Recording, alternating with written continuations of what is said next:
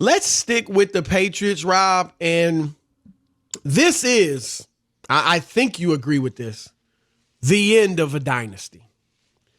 The greatest dynasty we've seen in sports. And I grew up a huge Pittsburgh Steelers fan, and I loved all of them. I just want to get clarification. When you say the greatest dynasty, you're talking about either the first 3 out of 4 or the last 3? I'm talking about the whole shebang. That's not a dynasty. 20 years. That's not. There's no such 20 thing. years, every year they were in the hunt. No, that's not a dynasty. It's about winning. Who else has won 6 in 20 years? No, but that's not a dynasty. It's just like the San Antonio Spurs. No, San Antonio never won back-to-back. Right. And I actually think they were a dynasty too. The Patriots went 10 years without winning. That's not twice they won back-to-back? To me, that's not a dynasty to go 10 years without a championship.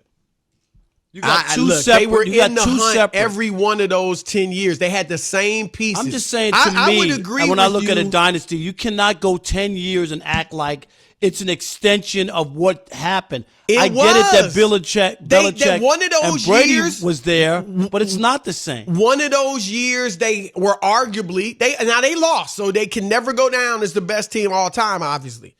But had they won, they went, 17, 18 and 0, 17 and 0? No, they were 18 and 0. 18 and 0. 18 and 0. I mean, so I would agree with you if Brady wasn't there. Even if Belichick was, but they had different quarterbacks, different regime, I would agree with you. But this was all under Tom Brady. Now, look, we got different definitions of dynasty. Fine.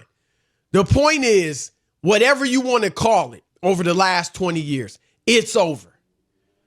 And the question I want to throw out, Rob, is who's to blame? Is it Brady? Is it Belichick? Is it somebody else? What's your take? Who's to blame why this is over? For the end of the dynasty. Yes, it's dead. I think it's a natural finish of a dynasty when you have older players in question like Tom Brady. Tom Brady, they were not winning another Super Bowl with Tom Brady at quarterback. They understood it. That's why they didn't go out of their way to try to get him back. I think this is a natural end. This is not Reinsdorf breaking up the Bulls and telling Phil Jackson to get lost and Michael Jordan saying, hey, I'll come back if you bring Phil back. That Jerry Reinsdorf ruined that dynasty and ended that whole run. This is natural. Tom Brady is old. Tom Brady is washed up. That team, everybody talks about it. Where are the players? He has no playmakers. This is natural. It's a natural progression of something coming to an end. So I'm not saying Tom Brady broke it up or Bill Belichick. Nature broke this up because Tom Brady's old and washed up. The team had gotten old, and it's a time to make changes and to start anew. It happens all the time. But I'm not going to tag this on Bill Belichick because he didn't want to sign a 43-year-old quarterback to $60 million. And last year at the end of the season, Tom Brady struggled, and we all saw it. And his last pass as a New England Patriot was a pick six. I'll agree with you in that this was natural. As far as, well, let me put it this way. I agree with you in that it was over. I don't think, looking at how good Kansas City is, looking, if Baltimore, we'll see if Lamar Jackson can, win in the playoffs. But I think it was likely over.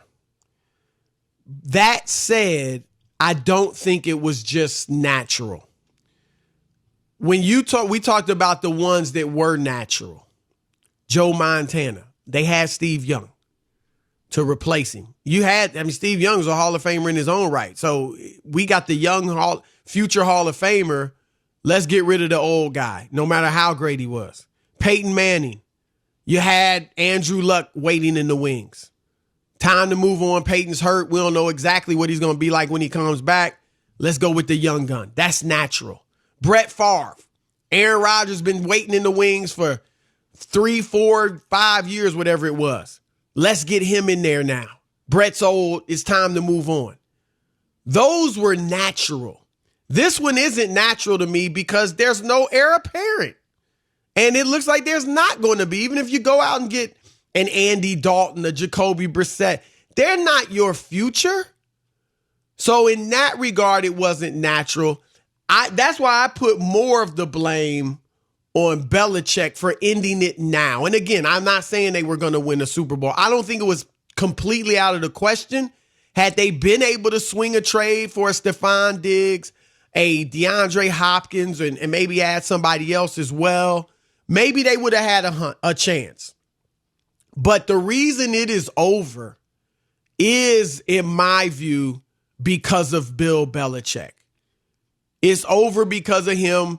He was ready to move on. And you're right, Rob. I would have, I wouldn't have been gung-ho about giving a 43-year-old, no matter how great he is, 2 years. But what I think Belichick should have done is, instead of essentially forcing Brady out, go get one of those great receivers. Heck, Bill O'Brien came out up under you. I imagine they still got a relationship. Go see if you can get Hopkins or somebody else, and go for it one more time with Tom Brady. So that's why I think that if I had to put it on somebody, it would be Belichick. I do agree with you, though, that I think they probably weren't winning the Super Bowl anyway. No, I just don't see it. Yeah, I think time catches up with all teams, and you have a nice run.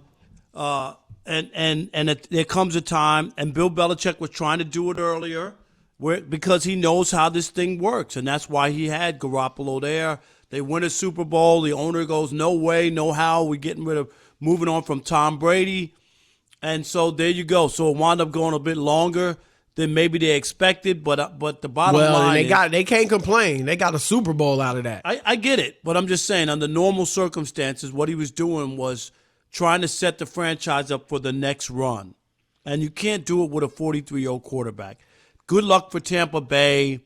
They could have taken that $60 million and thrown it into the Tampa Bay, into the water, and they probably get the same result, which will be no Super Bowl. So, I know they're trying to sell tickets, and they're trying to win, and they think they got a formula and a coach and all that. You mentioned it earlier. For all the praise that Bruce Arians gotten, 2 playoffs in 7 years isn't that great, but we'll see. I don't think it's going to happen. But in New England, Bill Belichick will have to show people how he gets this thing done, how he turns it around. He did. You could poo-poo him all you want about he didn't win without Tom Brady or whatever, but he did have Garoppolo. He did believe in Garoppolo. He did think that guy was going to be something. And all I know is he had to feel pretty good that Garoppolo was in the Super Bowl this year. Whether it was led by the defense or not, the quarterback that he had as the heir apparent. And I think that's really how he got his power back in New England. I really do. If Garoppolo wasn't there, I don't know if Bob Kraft would have overruled. I think Kraft understood. I mean, remember, Kraft loved Drew Bledsoe and gave him the. But the way that. he did with Brady and the way he talked about it, you remember. But he used to talk about Bledsoe as his son, too. But you were talking about, you thought he was coming back because Bob Kraft kept saying, no, we want Brady back, and you figured that he might step in the 11th hour and do something, but that didn't happen. But anyway. The Patriots, Rob, and I've said this for a long time, they are the San Antonio Spurs of the NFL, and the Spurs are the New England Patriots of the NBA. And I say that for several reasons. One, they both had, I call it dynasties, you call it just a good run, whatever, for 20 years. And the reason they were able to do it was because they had a superstar who bought in. Tim Duncan allowed Greg Popovich to coach him, allowed Greg Popovich to yell at him and treat him just like everybody else. He was the selfless, super duper star, all-time great, so everybody else had to buy in.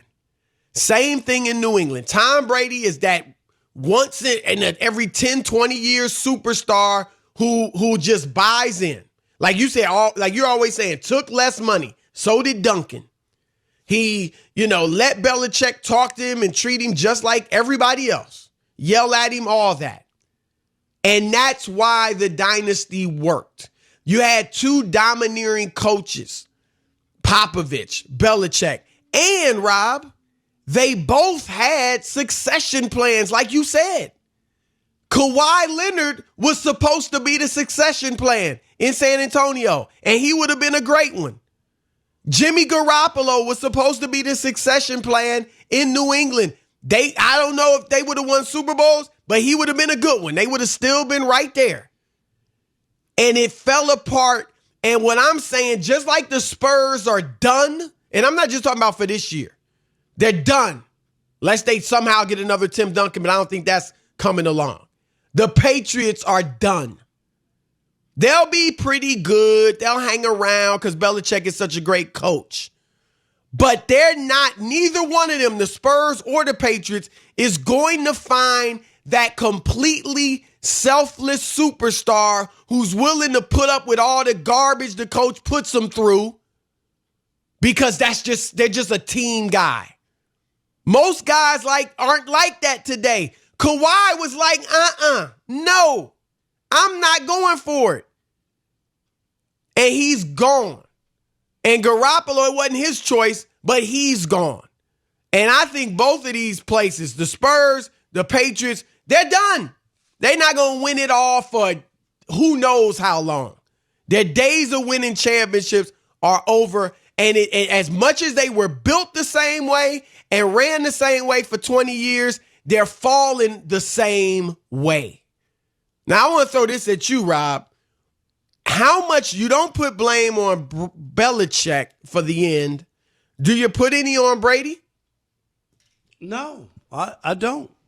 Do you think he changed? I mean, he was going with the program. No, then he wanted to get paid. He became what happens after a while. You know, you play this game, and despite all the winning and aw shucks and gee whiz, and he doesn't know what's going on, and he's just playing football. He wound up being like everybody else.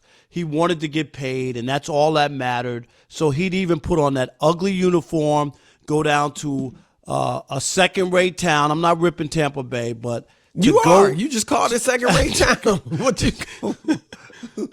Sorry, Tampa Bay. You just ripped it. I'm sorry. You ripped it because you wanted him to go to the Chargers. I get it. No, I'm just saying. You did, Rob. You know you wanted him to go to the Chargers. Wow. I just. Did you not? If you would have picked a place, you know, I guess it's like Michael Jordan going to the Wizards, who hadn't won since what in the 70s, right? 78. 78. Yeah. With Wes Unseld, is that Elvin Hayes, Wes right? Unseld. I mean, that's how long ago to do the same kind of thing. And if you remember, Michael Jordan wound up getting, I believe, a piece of the Wizards, right? And then he was in the front office. Remember, he was an owner, and the president, and then he had to give up his ownership when he became a player. Yeah. Right. So you know what I mean? There was like something for him there. That's why he would go to that organization, and it didn't end well. Like you would think with half the league making the playoffs. It ended really badly. No, huh? It ended really badly. You remember? No, they fired him. Yeah, well, they fired him as president. Right, but I'm just saying. The players, and a lot of young people might not know this, Rob. I was covering that team for a few weeks for the New York Times. I was at Jordan's last game. I was with them like the last week or so. Those young players there who grew up idolizing Mike. Like Rip Hamilton was on that team, wasn't he? Posters on the wall and all that. They ended up hating Jordan. If I remember correct, there's one story about they voted not to buy him a birthday present. Do you remember that? I don't remember that one. There was something like that. Like they were they voted not. They voted not to get him a birthday. That shows you. That's why they had Oakley. Wasn't Oakley was there? That was Oakley Mike's was the only guy who voted for him because that's his man, and, right? Right. And Doug Collins was the coach, but it was because Jordan was the same Mike, same hard driving Michael Jordan. You know, a little bit of a bully. You know, let's doing it this way. You're not good enough. What's wrong with you? Blah blah blah. But he couldn't lead you to even the playoffs, let alone championships anymore. And dudes wasn't having it. So. Yeah, it ended badly. I don't think it'll end that way for Tom Brady, but we both think it's over for New England. I imagine all you do too.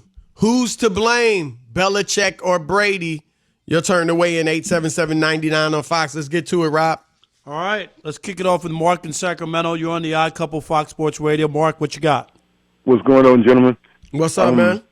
This one's easy for me, being an older guy. Belichick's been Belichick from the start. He's never changed. This is what he's done. He is who he is. We all know it. He never changed. Brady was the one who went to Kraft and said, "Get Garoppolo out of here." He saw what was going to happen. He, like you guys, there was always a successor, like you say, Chris. Brady saw that too. He's been around 20 years. He got rid of the guy who was going to succeed him. He went to Ben, and he had that happen.